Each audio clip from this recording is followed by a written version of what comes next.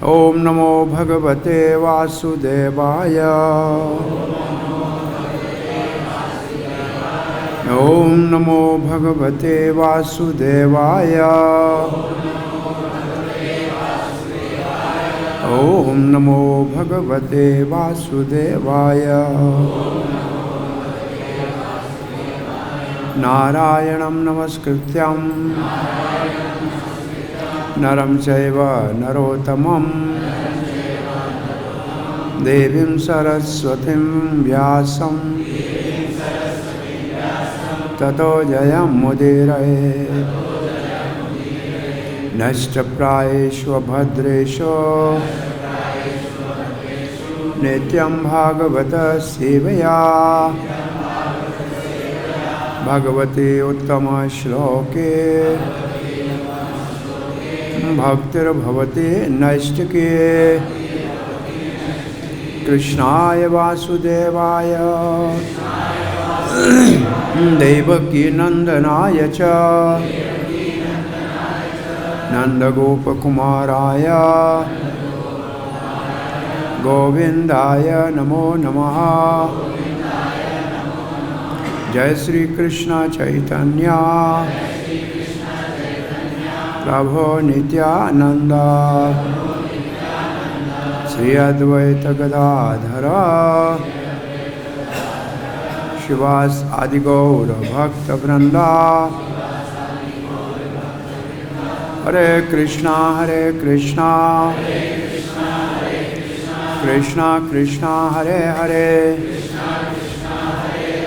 हरे राम राम राम हरे हरे। हरे कृष्णा। श्री कृष्ण बलराम मंदिर इस्कॉन वृंदावन में प्रातः श्रीमद् भागवत के सत्संग में आपका हार्दिक स्वागत है। हम श्रीमद् भागवत महापुराण के 7वें स्कंद के अंतर्गत 6ठे अध्याय में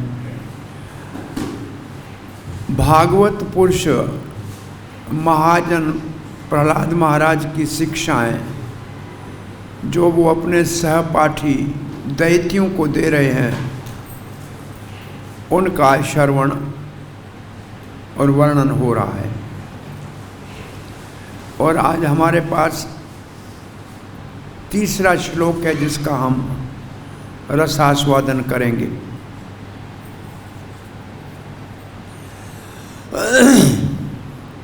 इससे पहले हिरण्याकशिपु को प्रहलाद महाराज ने नवदा भक्ति का सर्वश्रेष्ठ अपनी शिक्षा का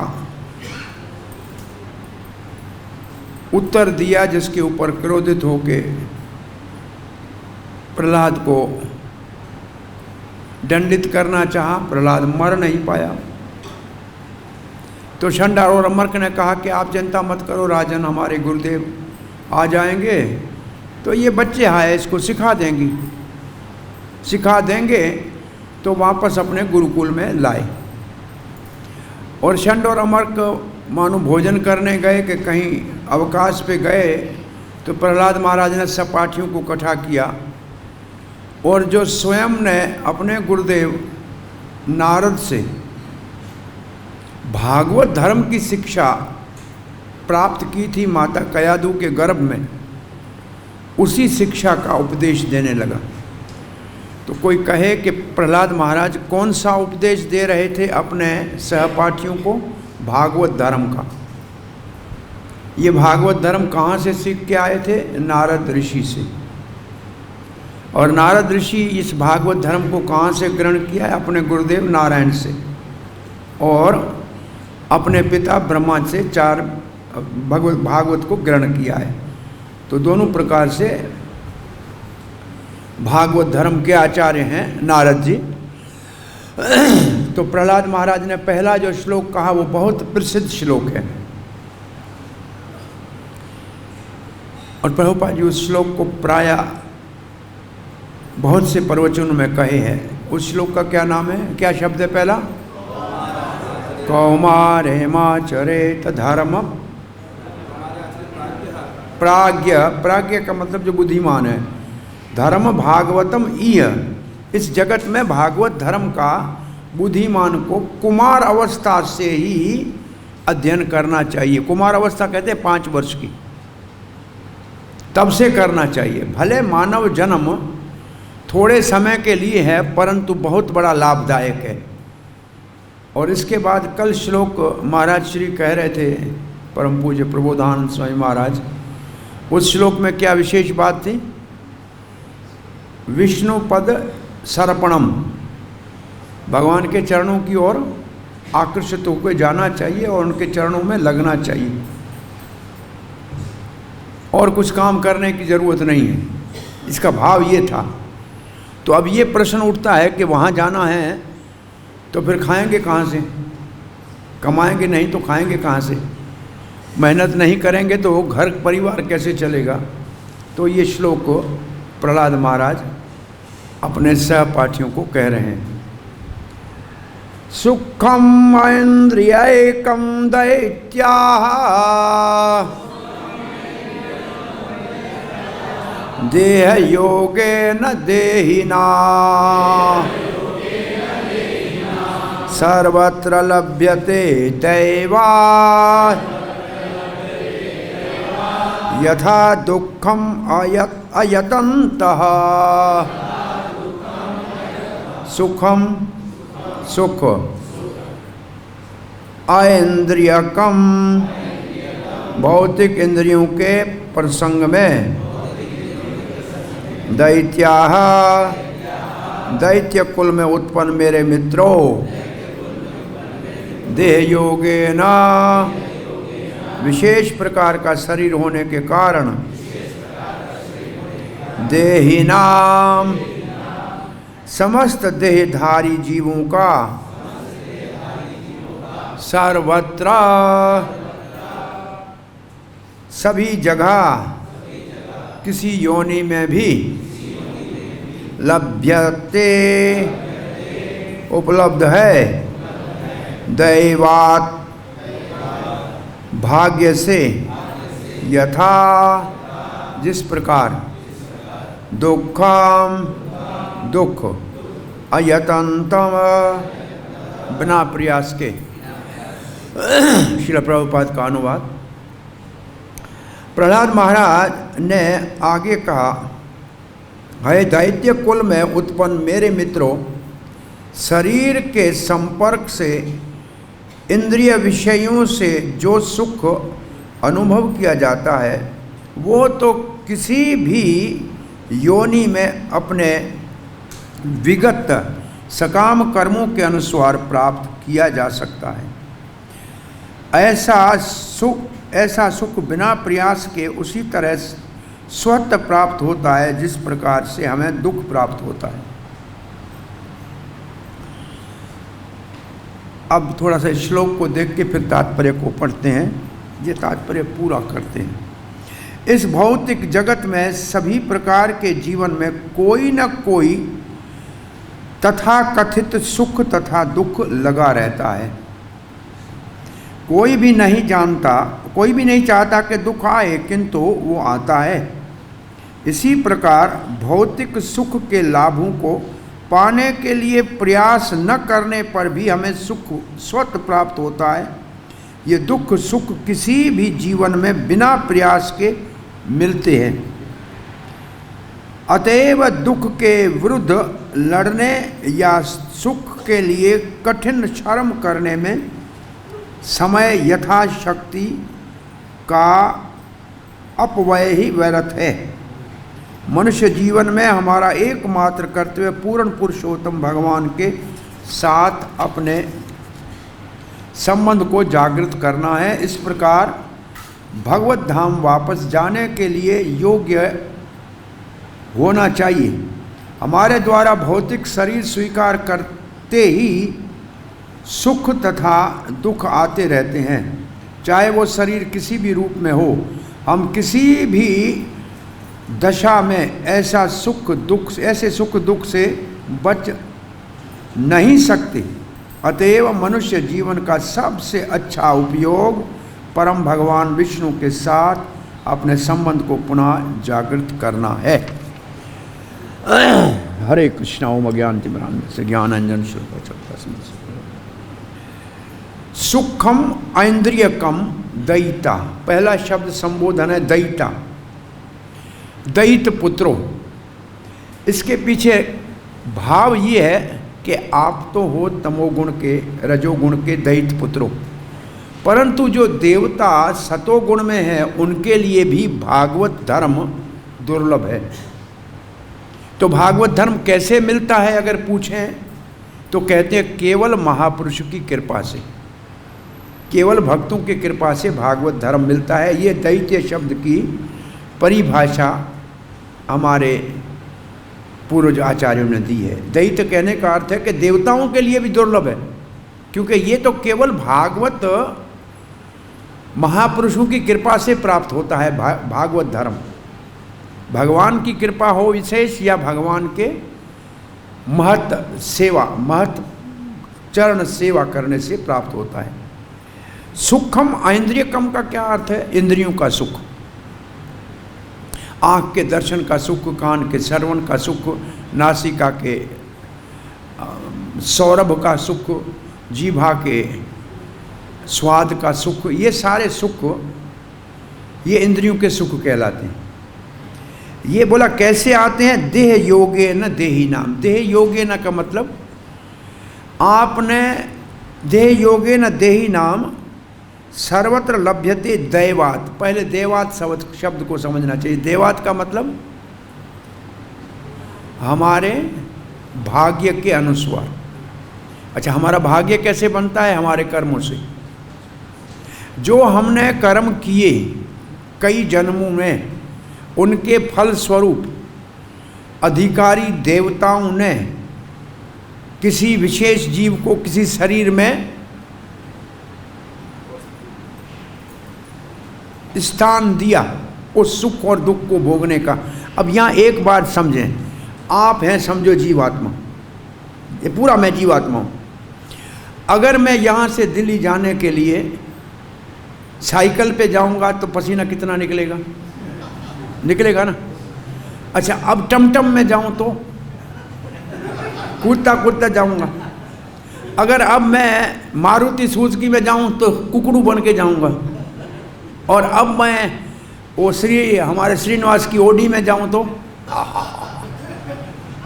हेलीकॉप्टर में जाऊँ। तो जो भी मैंने गाड़ी ली उसका सुख और दुख मेरे गले पड़ेगा। पड़ेगा कि नहीं पड़ेगा? मैं तो वही हूँ, परंतु जिस गाड़ी को मैंने मेरे सामर्थ्य के अनुसार, अगर पैसे हैं तो बड़ी कार में जाऊँगा, नहीं है तो वो लोकल ट्रेन में गया तो जो एक लोकल ट्रेन छत्तीसगढ़ से जाती है तो टांगा हुआ जाऊँगा। हाँ, तो इसका अर्थ ये है कि आप में जो कर्मों की कमाई आपने दी है, जो उसकी मूल्य चुकाया है, वैसा आपको शरीर मिलेगा। वो गाड़ी के समान है। वो काम कैसे करेगा? जैसे उसका स्वभाव होगा। कुत्ते के शरीर में गए तो फिर भाऊ भाऊ ही करना पड़ेगा, हरे कृष्णा नहीं कर सकते, क्योंकि वो शरीर काम ही ऐसे करता है। उसके अंदर मशीन ही ऐसी लगी हुई है, वो बनाई ऐसे है। तो जो शरीर हमारे को हमारे भाग्य से मिला, उसके अंदर जो भी यंत्र डाला हुआ है अंतःकरण का, वो वैसे ही काम करेगा। आप फिर जैसे आप फिर ऐसे नहीं कर, अब हवा में उड़ जाएं जहाज़ में और फिर कहें कि नहीं नहीं मैं घर चीज़ भूल के आऊँ, वापस नहीं जा सकते, उधर ही बैठना पड़ेगा। वो 2 घंटे आप कुछ नहीं कर सकते। तो ऐसे जब हमारे को शरीर मिलते हैं तो जितने जीव उस शरीर में जितना समय रहना है वहाँ रहना पड़ेगा, और वैसे ही करना पड़ेगा जैसे उस शरीर का स्वभाव है। तो ये प्रहलाद महाराज के पहले 2 लाइनों का अर्थ है। सुखम ऐन्द्रियकम दयिताः देह योगेन देहिनाम सर्वत्र लभ्यते देवात्। सर्वत्र लभ्यते के सर्वत्र के 2 भाषाएं हैं, 2 अर्थ है। सब जगह, सब योनियों में और सब समय। और सब जगह का मतलब है देवलोक में अगर देवता का शरीर मिला तो देवता का सुख मिलेगा, और किसी और लोक में जन्म मिला तो वैसा सुख मिलेगा। तो जहाँ जन्म हुआ सर्वत्र का अर्थ है कहीं भी। जैसे मानो अमेरिका में जन्म हुआ तो गोरा शरीर मिलेगा, अफ्रीका में जन्म हुआ तो काला शरीर मिलेगा, तो आप कुछ नहीं कर सकते उसके लिए।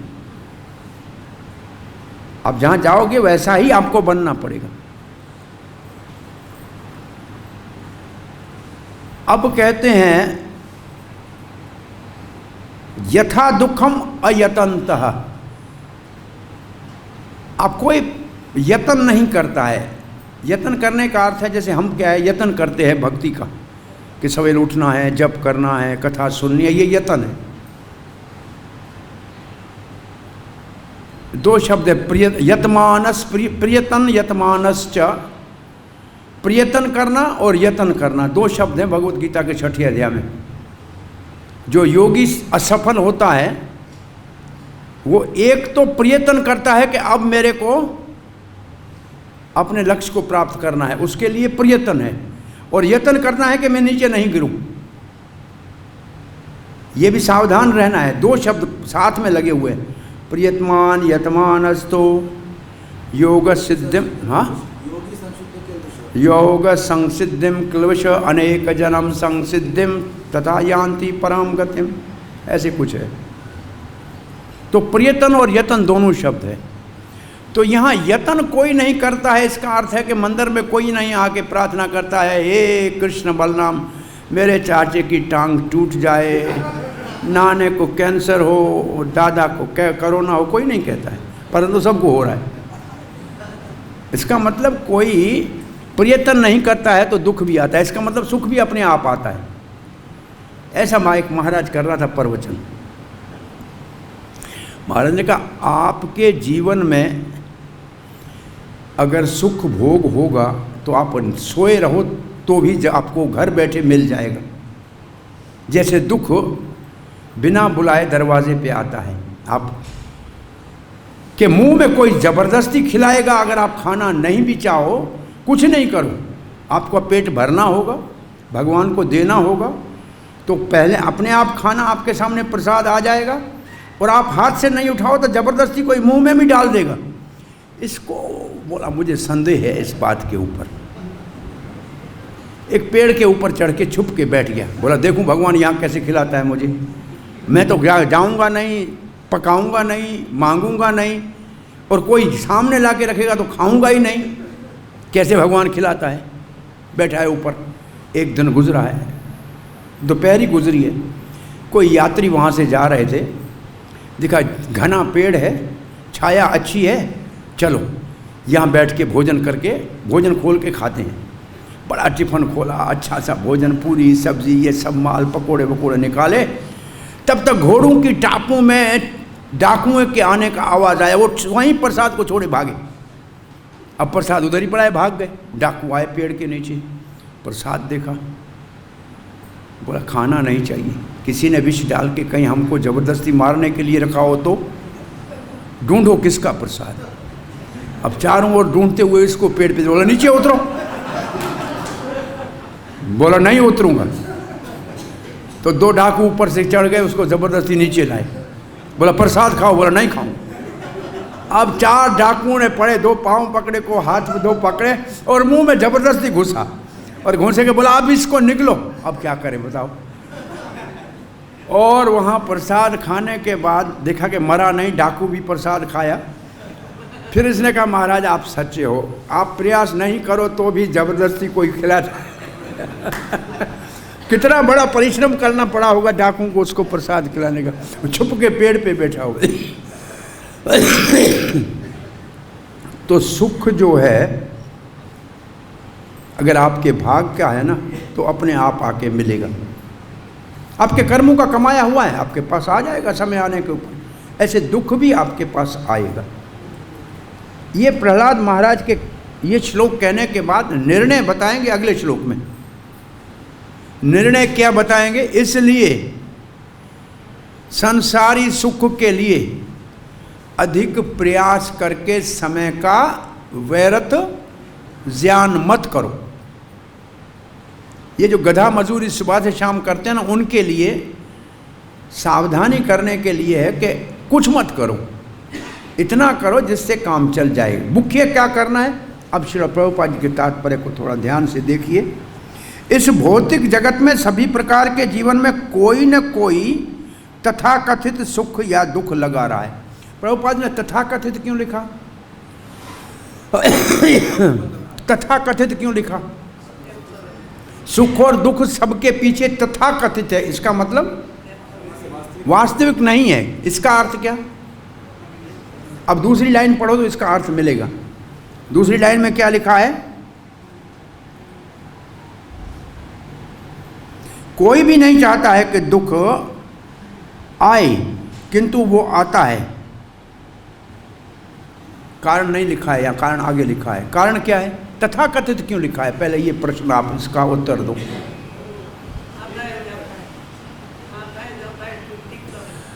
आता है जाता है तो इसको लिखना चाहिए अस्थाई, सदा न रहने वाला। तथाकथित इसलिए लिखा है कि शरीर के साथ है, आत्मा का नहीं है। आत्मा का सुख होता है, दुख होता ही नहीं है। आत्मा तो आनंदमय है, ये दुख और सुख है शरीर का, इसलिए तथाकथित है। यहाँ ये तथाकथित है, जैसे माता जी कहती आने जाने वाला है, तो ये शरीर के साथ जुड़ा हुआ है। ये तथाकथित है शरीर के, और सदा रहने वाला नहीं है। ये भी बहुत महत्वपूर्ण बात है। अच्छा, ये दुख आता कहाँ से है? कोई पूछे तो दुख का जन्म कहाँ होता है? दुख का जन्म कहाँ होता है? भगवत गीता में क्या लिखा है? ये संस्प्रसजा भोगा दुख योन्य एवते आद्य अंतवंत तु कौन्त्य न तेषु रमते बुद्धा। सारे दुख का जन्म इंद्रियों के विषय के भोग के गर्भ में होता है। कहाँ दुख जन्म लेता है? इंद्रियों के विषय के भोग में। किसी और जन्म के, पता नहीं कौन से जन्म में हमने इंद्रियों का वेश को विषय का भोग किया और वो दुख कटा था, इस जन्म में हमको मिला। तो दुख की जन्म स्थान कौन सा है? इंद्रियों के विषय का भोग। इसको एक हमारी व्यापारी भाषा में इसको कहते हैं, जो आजकल बाजार में मिलता है ना, एक खरीदो दो मिलेगा, एक के ऊपर एक मुफ्त। क्या कहते हैं? हाँ, by one get one free. एक के ऊपर एक फ्री। आप दबा के 100 गुलाब जामुन खाओ और डायबिटीज मुफ्त में लो। मतलब आप एक भोग करो और दूसरा आपको अपने आप मुफ्त में मिलेगा, उसके लिए प्रयास नहीं करना पड़ेगा। अब इसलिए करना क्या चाहिए? आद्य अंतवंत। और ये जो इंद्रियों का सुख है ये आने जाने वाला है। एक महात्मा के पास कोई गया, कहा महाराज कोई ऐसा मंत्र दीजिए संकट से मुक्त हो जाए। उसने एक कागज़ लिख के दे दिया, बोला इसको गले में बांध के रख दो, ये तावीज़ है, बहुत संकट आए तो खोल के पढ़ना। तो रख के बैठा था, बहुत बड़ा संकट आया, महामारी कोई आ गई कि मरने जैसी हालत हुई, पता नहीं कुछ चोर आए लूट गए, कुछ भी हुआ। खोला, बोला महात्मा का मंत्र पढ़ो सुखी हो जाए। लिखा था महात्मा ये भी गुजर जाएगा। इतना ही लिखा था, ये भी गुजर जाएगा, और कुछ नहीं लिखा था। ये आया है तो ये भी गुजर जाए, रहने वाला नहीं है। तो फिर इस श्लोक का तीसरा शब्द क्या है? ये संस प्रसजा भोगा दुख योन्य एवते आद अंतवंत। आद अंतवंत, इसका आद अंतवंत कौनते है? कुंती पुत्र, इसका आरंभ भी होता है और अंत भी होता है। शरीर का आरंभ और अंत होता है, आत्मा का आरंभ और अंत नहीं है। इसके लिए तथाकथित दुख और सुख है, दोनों तथाकथित है, क्योंकि इसका अंत आरंभ है, इसका आरंभ है और अंत है। जिसका आरंभ और अंत है वो तथाकथित है, जिसका शुरुआत है और जिसका अंत है वो तथाकथित है। क्योंकि वो भौतिक है तो वो हमारे स्वरूपगत नहीं है, वो उपाधि है। क्या है? उपाधि है, और उसको हटाना चाहिए। तो पहले तथाकथित का अर्थ समझना चाहिए, और दूसरा इसका और गहराई में अर्थ समझेंगे तो दुख और सुख सब मन की वृत्ति है। ये सब मन की वृत्ति है। ये 11वें स्कंद में जो अवंती का ब्राह्मण है वो इसी कथा को ये सन्यासियों के लिए मंत्र है। अवंती का ब्राह्मण वाला जो प्रसंग है, ये सन्यासियों को सन्यास के समय दिया जाता है कि आपका भ्रमण करने में दुख सुख आएगा, कोई आपको सम्मान देगा, कोई अपमान देगा, ये सब मानसिक स्तर पे, इससे परे रहना है। तो प्रभुपाद जी ने तथाकथित क्यों लिखा है, ये पहले समझना चाहिए पढ़ने से पहले। और आगे प्रभुपाद जी लिखते हैं, इस प्रकार भौतिक सुख के लाभों को पाने के लिए प्रयास करने पर भी हमें सुख स्वतः प्राप्त नहीं करने पर भी सुख स्वतः प्राप्त हो जाता है। ऐसा कोई उदाहरण, बिना प्रयास के सुख मिल जाए? कुछ नहीं किया, सुख अपने आप मिल गया, लॉटरी खुल गई घर बैठे। हमारे यहाँ के अध्यक्ष थे जिनके संग हम पहले काम करते थे, महामन प्रभु, पहले उनके पूर्वज अफ्रीका में थे, फिर वो इंग्लैंड चले गए, यहाँ थे, सामान्य जीवन था। पता नहीं एक दिन लुधियाना से फ़ोन आया कि आपके दादा के कुछ पैसे बैंक में जमा थे, वो बढ़ बढ़ के इतने इतने इतने इतने इतने इतने लाख हो गए। अब बताओ, उसने कुछ नहीं किया, वो तो अपने घर बैठा था। वो एक पूर्वजों की संपत्ति, बैंक वाले ने ही फ़ोन किया कि इतना पड़ा है भाई, कोई है आपका, तो जाके उधर ले लिया, तो वो घर बन गया, सब कुछ अपने आप हो गया। तो वो तो छोड़ के आ गए थे ना, हमने देखा ऐसे। तो बैठे बैठे अचानक जिसको मिलना है वो तो आ ही जाता है बिना किसी प्रयास के। जैसे दुख बिना किसी बुलाए आ जाता है, ऐसे बहुत से आपको उदाहरण मिलेंगे कि आपने नहीं चाहा, आपने प्रयास नहीं किया फिर भी आ गया, और आपने बहुत प्रयास किया फिर भी नहीं मिला। तो ऐसे जीवन में एक उदाहरण हम सामान्य लोगों को देते हैं। एक ही बाज़ार में दुकान 10 हैं, 10 के ऊपर एक जैसा सामान है और एक जैसा सबका प्राइस है, मूल्य भी एक जैसा, कीमत भी एक जैसी है। एक शाम को 1 लाख रुपया कमाता है, एक 1,000 कमाता है, एक 10,000 कमाता है। क्यों भाई? कारण क्या? सामान भी एक, कीमत भी एक, दुकान भी एक टाइम पे खोल रहे हैं, अलग क्यों कमाई सबकी? मेहनत भी एक जैसी करते हैं, तब क्या कहते हैं? भाग्य है। वही समुद्र मथन, वही क्षीर सागर जिसमें मेहनत दोनों ने बराबर की, दैत्यों को का मुंह काला हुआ और देवताओं को अमृत मिला। क्यों? काम तो दोनों का एक जैसा था ना कि नहीं? और यहाँ तो किसने भाग बनाया? भगवान ने आके मूर्ति, मोहिनी मूर्ति के रूप में। तो हमारा भाग भी बनाना, ये 6 चीज़ें भगवान के हाथ में। वो कौन सी है? जन्म मृत्यु, यश अपयश, हानि लाभ, विधि राखा अपने हाथ। ये कहावत पक्की है। ये भरत को महाराज गुरुदेव वशिष्ठ सुना रहे हैं। क्या 6 चीज़ें हमारे हाथ में नहीं हैं? जन्म मृत्यु, हानि लाभ, यश अपयश, ये हमारे हाथ में नहीं है। ये विधि रखिए अपने हाथ, इसका मतलब हमारे कर्मों के अनुसार समय के ऊपर मिलेंगे। अब नहीं चाहो तो भी मिलेंगे और चाहो तो भी नहीं मिलेंगे, क्योंकि ये आपके बस में नहीं है, ये दूसरे किसी के हाथ में। अब प्रभुपाद जी आगे लिखते हैं, न प्रयास करने के ऊपर भी मिल जाएगा। आपने कुछ प्रयास नहीं किया कमाने का, फिर मिल जाएगा। तो ये दुकानदार का एक आपको। और दूसरा आपको उदाहरण दूँ आपके अपने जीवन का। आप भी स्कूल में जब पढ़ने गए थे तो पहली कक्षा में जो 5वीं तक तो जो थे साथ में, उसमें से कितने आगे 6ठी में आए? कुछ रह गए, कुछ आ गए। ऐसे हुआ कि नहीं हुआ? और 6ठी से जब 12वीं तक आए तो थोड़े और कम बच गए। फिर आप में से कोई चला गया इंजीनियरिंग में, कोई MBA, कोई डॉक्टरी में, किसी में पता नहीं कहाँ चला गया, कोई क्या हो गया। अब किसने ये सब निर्णय लिया? एक पुस्तक, एक सिलेबस, एक ही टीचर सबको पढ़ाने वाला, लेकिन सबका अलग अलग रास्ता क्यों हो गया? सभी क्यों नहीं एक जैसे हुए? और बात ये भी नहीं है, इतनी भी नहीं है। अब तो हंसी की बात आती है। एक महात्मा कह रहा था, क्या जरूरत है पढ़ने की? पढ़ के जो बहुत सबसे होशियार होता है, पहला नंबर आता है, वो क्या बनता है? डॉक्टर या इंजीनियर बनता है। यही करता है ना। और जो सेकंड क्लास में आता है वो क्या बनता है? वो क्या करता है? MBA, मियाँ बीवी बच्चों समेत। ये MBA जो करता है ना वो बनता है उसी अस्पताल का एडमिनिस्ट्रेटर, मैनेजर। और जो पहले नंबर के जो आए थे उनको चलाता कौन है? दूसरे नंबर वाला। उसके आज्ञा से वो नौकरी करेंगे, इधर जाएंगे उधर जाएंगे, कौन करेगा? दूसरे नंबर वाला। अब तीसरे नंबर वाला जो 3rd क्लास में आएगा वो क्या करेगा?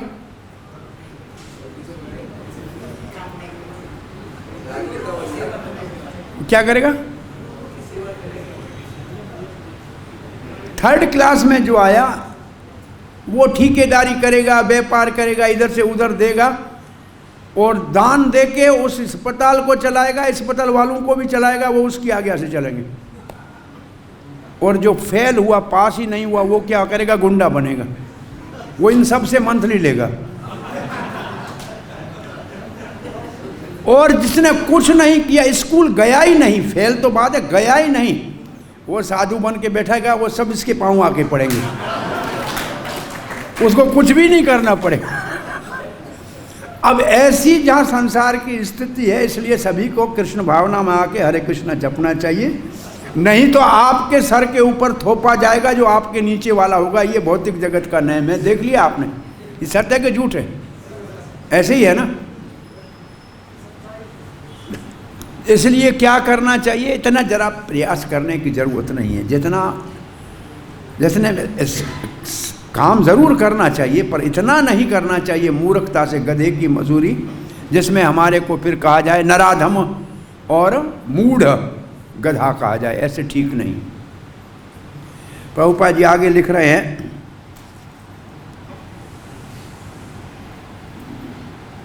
ये दुख सुख किसी भी जीवन में बिना प्रयास के मिलते हैं। इसका मतलब पशु जूनी में कहीं भी है तो ये दुख और सुख तो सबको उसके साथ अपने कर्मों के मिलते। कहाँ से है? अतएव दुख के विरुद्ध लड़ने या सुख के लिए कठिन श्रम करने में समय तथा शक्ति का अपव्यय व्यर्थ है। ये है सलाह शिला प्रभुपाद जी। क्या? दुख को टालने के लिए प्रयास करना और सुख को प्राप्त करने के लिए बड़ी कोशिश करने से हमारी समय और शक्ति दोनों का व्यर्थ में व्यय होता है। क्यों? क्योंकि वो बदलने वाले तो है नहीं। तब अब कोई अगर पूछे को तू क्या क्या फिर बीमार हूं, कोई इलाज नहीं कराऊं क्या? नहीं, इलाज तो कराना है। वो नहीं है कि वो इलाज नहीं कराना, एक विधि है, उसको पालन करना है, परंतु तो उसके लिए इतना प्रयास करना कि ये हुए ही नहीं। हम कहते बहुत से ऐसे लोग ये कोरोना काल में मानो कि शीशे के घर में बैठे थे, कोई हमसे मिले नहीं, कोई हमको देखे नहीं, लेकिन उन्हीं को घर में आगे हो गया। आना था तो वो बच नहीं पाए। तो अनुभव से सबको मिला है, नहीं चाहा। और ऐसे भी मैं लोग जानता हूं जो रोज सब कोरोना वाले मरीजों को देखता है, उसको होता ही नहीं है। हाँ, वो राधाचरण को हुआ ही नहीं। यहाँ वो कितने कोरोना के मरीजों को देखा, उसको हुआ ही नहीं और सबको हो गया। जिनको था, जो कमरे में बंद बैठे थे, बात भी नहीं करते थे, उनको हो गया। मुंह को बांध के बैठे हुए थे, कठा के भी नहीं करेंगे, उनको हो गया। अब ये क्या, इसको क्या करोगे आप? जिसको नहीं होना है तो कुछ भी करो, नहीं होगा, और जिसको होना है आप कितना भी प्रयास करो तो बच नहीं सकोगे। तो ये प्रहलाद महाराज का कहना है। इसलिए समय और शक्ति का व्यर्थ में इन कामों के ऊपर बर्बाद नहीं करना चाहिए। अब प्रभुपाद सकारात्मक शिक्षा देंगे। मनुष्य जीवन में हमारा एकमात्र कर्तव्य पूर्ण पुरुषोत्तम भगवान के साथ अपने संबंध को जागृत करना है और इस प्रकार भगवत धाम वापस जाने के लिए योग्य होना चाहिए। अब ये है सकारात्मक प्रयास। कहाँ करना चाहिए? परिश्रम कहाँ करना चाहिए? भगवान के साथ संबंध स्थापित करने में। सुख और दुख के लिए प्रयास नहीं करना चाहिए। दुख को हटाने के लिए समय नहीं गंवाना चाहिए, शक्ति नहीं गंवानी चाहिए, और दुख को पाने के लिए प्रयास नहीं करना चाहिए, समय नहीं गंवाना चाहिए, शक्ति नहीं गंवानी चाहिए। तो समय और शक्ति का कहाँ उपयोग करना चाहिए? बोला मानव जन्म में। ये नाम क्यों लिखा? बोला अन्य किसी योनि में कुछ किया ही नहीं जा सकता। उन योनियों का नाम क्या है? भोग योनि। जितना समय रहना है, जो सुख दुख भोगना है वो भोगना पड़ेगा, उसमें परिवर्तन तो हो नहीं सकता। मानव जन्म में आपको मौका है, इसमें आप जितना परिश्रम करना है, जितनी शक्ति लगानी है, परिश्रम कितना करना है कोई पूछे तो जब तक पसीना न आ जाए, लथपथ न हो जाओ भगवान को प्राप्त करने के लिए, तब तक करते रहो। इसमें अधिक परिश्रम करने के ऊपर पाबंदी नहीं है, प्रतिबंध नहीं है। यशोदा मैया कृष्ण को बांधने के लिए कितना परिश्रम किया, श्रृंगार बिगड़ गया, पसीना पसीना हो गई। साधन को मंथन कहते हैं, और मंथन जो है घूमना बंद नहीं होता है, साधन हमारा चलता रहना चाहिए। इसमें हमारा सारी शक्ति और हमारा समय साधन में लगना चाहिए। मानव जन्म में मुख्य उद्देश्य ये। साधन क्या करेगा, हमारे भगवान के साथ संबंध को जागृत करेगा। जागृत लिखा है, बनाना नहीं है, पहले से है। हमारा भगवान के साथ संबंध नित्य शाश्वत पहले से है, जिसको हम भूल गए हैं उसको पुनः जागृत करना है। असल में इस भागवत ही एकमात्र मुख्य साधन है जो हमारे भगवान के संबंध को पुनः प्रकट करने में सहायक है। नष्ट प्रायेषु अभद्रेषु नित्यं भागवत सेवया भगवती उत्तम श्लोकिर्भक्तिर्भवती नैष्ठिकी। तो जो भक्ति में हम सब क्योंकि भक्त हैं, श्रद्धा हुई, साधु संग किया, दीक्षा भी ली और भजन भी कर रहे हैं, अब अनर्थ निवृत्ति में बहुत समय लगता है। अनर्थ निवृत्ति का सबसे सरल, सुगम, श्रेष्ठ साधन है भागवत का नित्य श्रवण करना। ये सबसे श्रेष्ठ है। प्राय 90% सारे दोष भागवत को श्रवण करने से नित्य समाप्त हो जाएंगे और निष्ठा तक पहुंच जाएंगे। भक्ति कौन सी? निष्ठा वाली भक्ति प्राप्त हो जाएगी और फिर रुचि और आसक्ति तक पहुंचेंगे तो हमारा जो भाव है उसको फिर भाव है। भाव हमारे कौन से हैं? बोला सखा भाव है कि दास्य भाव है, वात्सल्य भाव है कि माधुर्य भाव है, वो जागृत हो जाएगा। तो भागवत के निरंतर श्रवण से हम अपना भगवान के साथ जो संबंध है उसको जागृत कर पाएंगे, और कोई साधन नहीं। अन्य साधन यहां तक लाने के लिए हैं, परंतु भागवत एकमात्र साधन है। इसलिए श्रील प्रभुपाद जी का अधिक से अधिक समय रातों जागकर इस भागवत को आचार्यों के टीकाओं के साथ अपनी दूरदृष्टि से भौतिक जगत के कलिकाल के लोगों के कल्याण के लिए भगवान श्री कृष्ण के प्रेम को और भावना को जागृत करने के लिए सबसे ज़्यादा काम इसके ऊपर किया। अधिक से अधिक श्रील प्रभुपाद जी का समय 125 साल उनके जन्म व्यास पूजा का आ रहा है। समझना चाहिए कि उन्होंने सबसे ज़्यादा परिश्रम किसके ऊपर किया? इसी भागवत को देने के लिए। यहाँ से गए अमेरिका, यहाँ से गए, धन नहीं ले गए, लेकिन कोई कहता है कुछ नहीं ले गए। 40 रुपये थे जो $10 के बराबर भी नहीं थे, लेकिन किसी को मालूम नहीं है कि वो भागवत की 2 पेटी ले गए। वो पूरी अमेरिका को खरीद कर ले सकते थे क्या? ब्रह्मांड को खरीद कर सकते थे, उसकी कोई तुलना नहीं है। जो भागवत ले गए थे उसका क्या मूल है बोलिए? इंद्र आया था सुखदेव गोस्वामी के पास, कहा परीक्षित को भागवत मत सुनाओ, मुझे सुनाओ, मैं अमृत देता हूं आपको स्वर्ग का, पिला देना परीक्षित को। परीक्षित मरेगा ही नहीं, शाम क्या करेगा उसका? सुखदेव महाराज ने कहा तुम भागवत अमृत की तुलना तुम्हारे स्वर्ग के अमृत से करते हो, ये भागवत का अपमान है। तुम इसके सुनने के अधिकारी नहीं हो, उठाओ अमृत और चलो। इसका अर्थ है कि भागवत कथा सुनने के लिए आपको कोई कहे भागवत सुनाओ और पूछे क्या लोगे और आप कहोगे इतना लोगा, तो भागवत का अपमान हो गया, आपकी कथा का कोई महत्व नहीं है। मैं अभी वो शब्द नहीं कहना चाहता हूँ, मुंह पे ज़बान पे आया है, नहीं कहता हूँ, रोक लेता हूँ, व्यासासन पे कहना ठीक नहीं है। ये जो धंधा है इसको प्रभुपाद ने नहीं तो भी 50 जगहों पे भागवत में बड़ी सावधानी से लिखा है। भागवत तो भगवान के, और लिखा क्या है, नारद जी को क्या कहा है ब्रह्मा जी ने जब भागवत की चतुर्श्लोकी सिखाई है दूसरे स्कंद में, तो कहा है भागवत के प्रवक्ता का एक ही उद्देश्य होना चाहिए कि सुनने वालों के हृदय में कृष्ण प्रेम को जगाए, बस। और कोई उद्देश्य भागवत के वक्ता का नहीं होना चाहिए। भागवत कथा करने वालों के लिए ब्रह्मा जी ने नारद जी को कहा है इसका विपुलीकरण करो, इसको विस्तार करो, और कथावाचक का एक ही धर्म होना चाहिए कि सुनने वालों के हृदय में जो कृष्ण प्रेम है उसको जागृत करे, बस।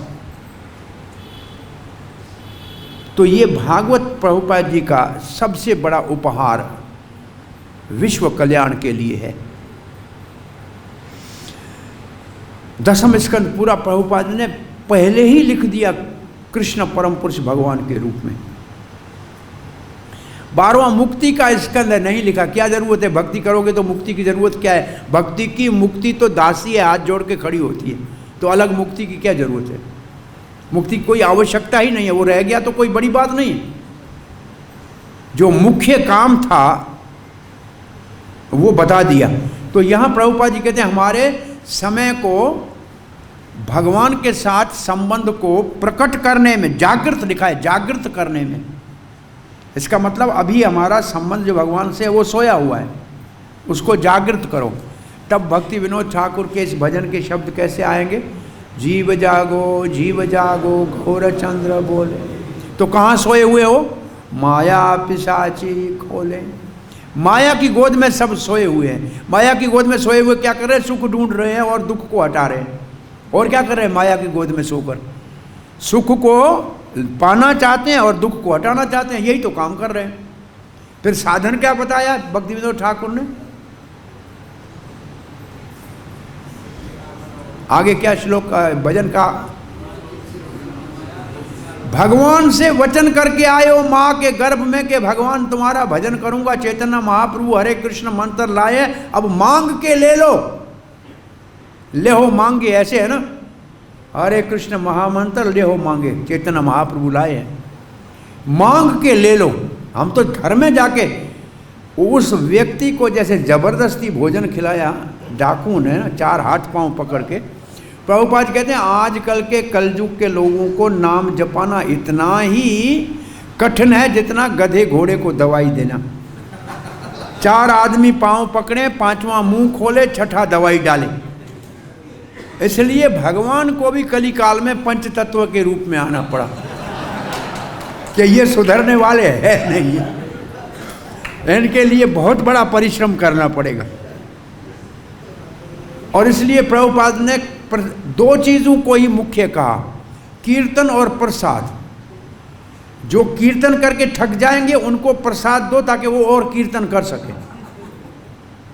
और जो कीर्तन वालों के ऊपर मुंह खोल के कुछ बोलना चाहे उसके मुंह में लड्डू मारो, चुप करे।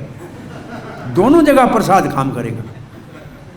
हमारे विष्णुजन स्वामी प्रभुपाद जी के दूसरे बैच के सन्यासी, वो 2 डजन रोज़ के 24 सिंपली वंडरफुल, जो दूध के पाउडर, मक्खन और पाउडर चीनी, पीसी हुई चीनी और किशमिश डाल के बनते थे, वो अपनी जेब में रखते थे।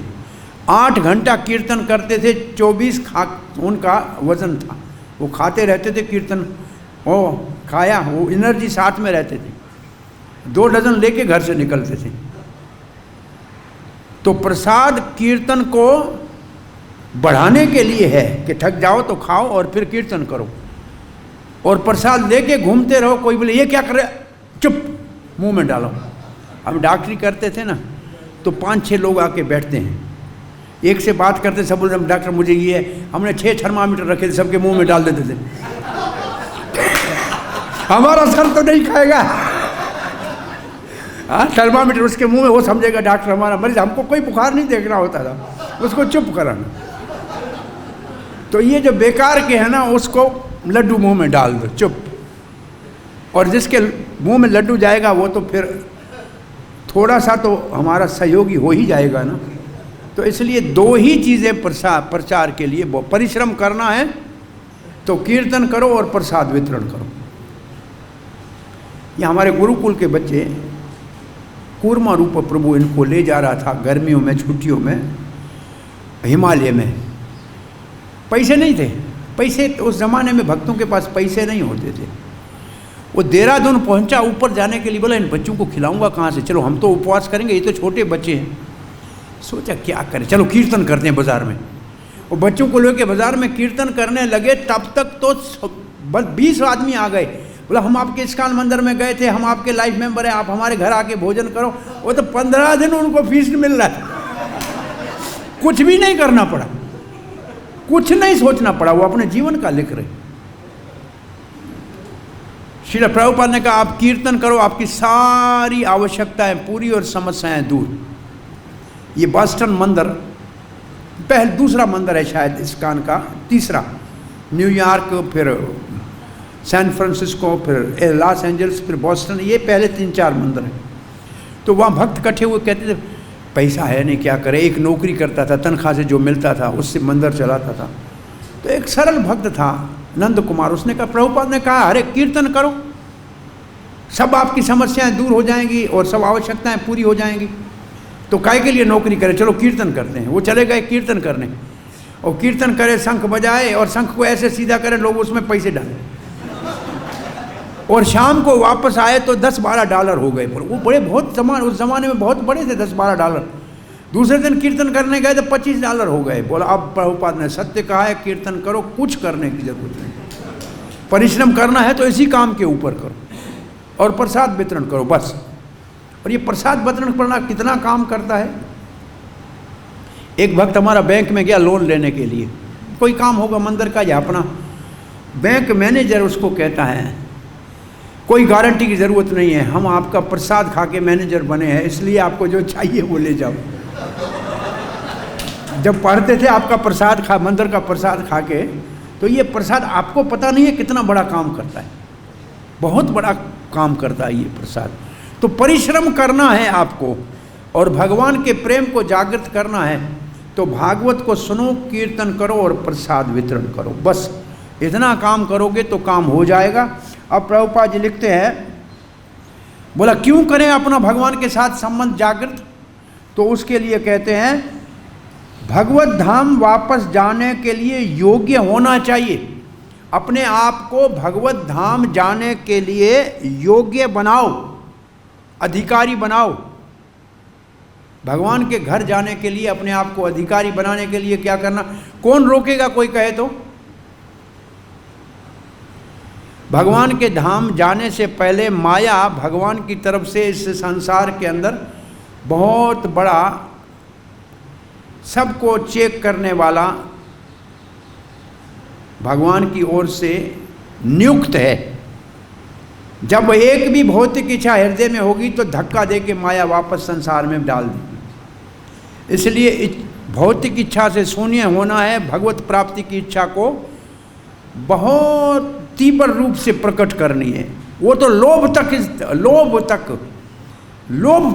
हो जाए तो ये करो, भगवान प्राप्त करना है, इस जन्म में करना है। एक यहाँ भक्त मैं जानता था, अभी तो है कि नहीं देखना पड़ेगा, उसका नाम था छगन लाल। ये छगन लाल नाम कोई पंजाब और सिंध में और कहीं नहीं है, और ये नाम भगवान है। छगन का मतलब 6 गुण, जो 6 गुणों वाला भगवान है वो छगन। वो 40 साल से वृंदावन में रहा, बोला इसी जन्म में भगवान को प्राप्त करना है, कहीं नहीं जाना है। उसने पीएचडी की और डीलिट किया रूप गोस्वामी के अपना ये ब्रज भागवत के ऊपर, आगरा से पढ़े लिखे थे, ब्रज से बाहर नहीं गए, तो यहीं रहना है, इस जन्म में भगवान को पाना है, ऐसा पक्का दृढ़ संकल्प करना, ये परिश्रम अच्छा है। परंतु ये फिर भी भजन आनंदी हो गया, गोष्ठी आनंदी कहीं भी भगवान का प्रचार करे तो उस जगह को भी वृंदावन बना देगा, गौलोक बना देगा। इसलिए प्रचार पहले जरूर करना चाहिए, ये दृढ़ संकल्प की आवश्यकता नहीं है। योग्य कैसे बनाएंगे भगवान को धाम जाने के लिए, ये बहुत मुख्य प्रसंग है अपने आप में।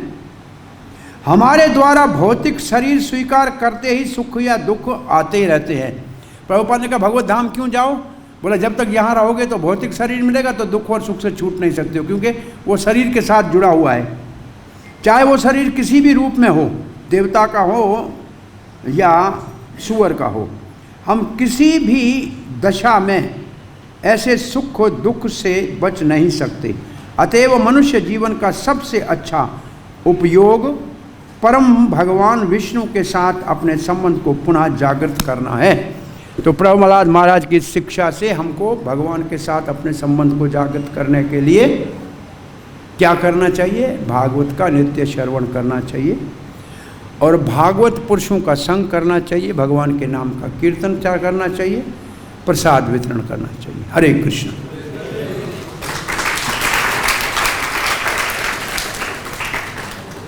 कोई प्रश्न जिज्ञासा है?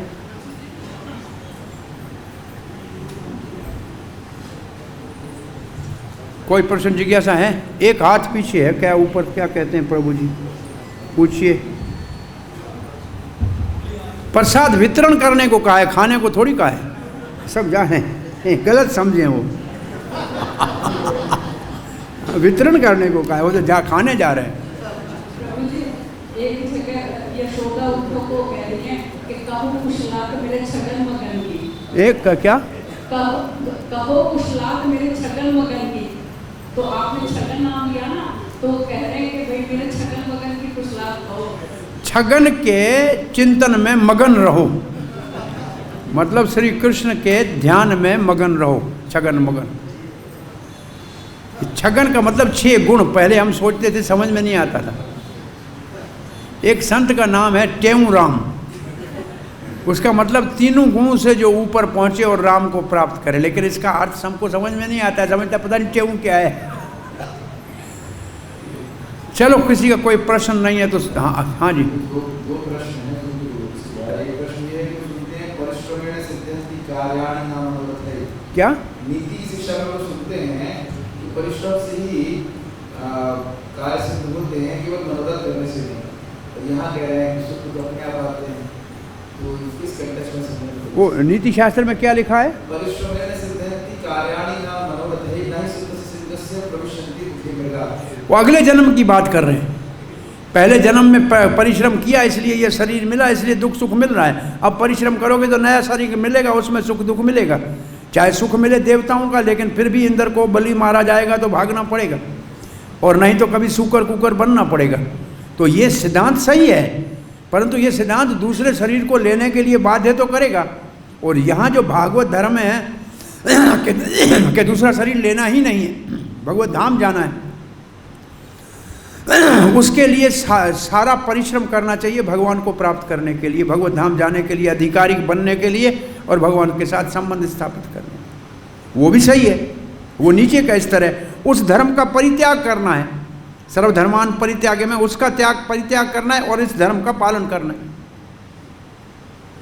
एक प्रश्न और है कि सुख देवा आते हैं, देव के द्वारा आते हैं, तो भगवान के नाम जब से कर्म फल कैसे कट जाता है, वो आते ही रहेंगे? ये लिखा है भागवत के अंतिम श्लोक में, नाम संकीर्तन यस्य सर्व पाप प्रणाशनम। भगवान के नाम का कीर्तन करोगे सब पाप नाश हो जाएंगे। बोला पाप किए थे उसका दुख, बोला हरि प्रणामो दुख शमनम, भगवान को प्रणाम करोगे सब दुख चले जाएंगे। तो भागवत में 2 ही पूर्ण आहुति के श्लोक में 2 ही बातें की है, कीर्तन करो पाप जाएगा, प्रणाम करो दुख जाएगा, पाप का फल। बस कुछ नहीं करना है, जाओ प्रणाम करो और कीर्तन करो, दुख भी गया, पाप भी किया, और प्रसाद खा के मौज करो। हरे कृष्णा। हाँ जी,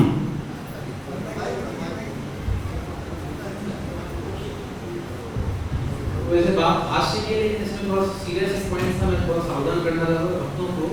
तो आपने कहा था ना, जैसे बैठे बैठे लॉटरी लग गई या कुछ कहीं से सूचना आ गई कि भैया ये तुम्हारा पैसा आके दे जाओ, तो आजकल लोगों को सारी सूचनाएं बहुत आती हैं मोबाइल पे और इंटरनेट पे, लेकिन अगर किसी ने अपना बैंक डिटेल दे दिया तो जो है वो भी गायब कर देंगे।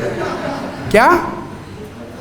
मान लीजिए मेरे कंप्यूटर पे, मेरे ईमेल पे मुझे लगभग 10 वर्ष पहले सूचना आई, यूएस लॉटरी ये वो, your number, your email ID selected for इतने करोड़ डॉलर के लिए।